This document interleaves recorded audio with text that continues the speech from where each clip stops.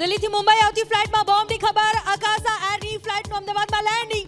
Dog સ્ક્વોડે મુસાફરોના સામાનમાં શરૂ કર્યું ચેકિંગ.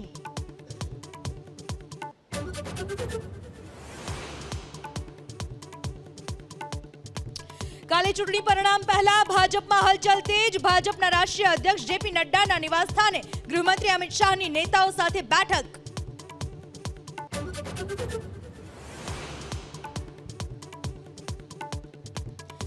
ગેમ ઝોન અગ્નિકાંડને લઈને ટીપીઓ મનસુખ સાગઠિયા અને મુકેશ મકવાણાને કરાયા સસ્પેન્ડ. ક્રાઇમ બ્રાન્ચે મનસુખ સાગઠિયાની ઓફિસ કરી સીલ.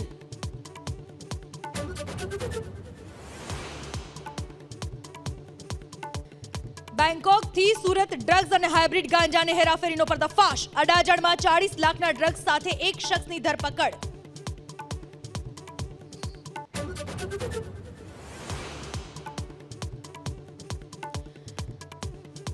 સોશિયલ મીડિયા સ્ટાર કીર્તિ પટેલે વેપારી પાસે 2 કરોડની ખંડણી માંગ્યાનો આરોપ. એકની ધરપકડ. કીર્તિ પટેલ અને તેના સાગરીતો સામે ફરિયાદ દાખલ.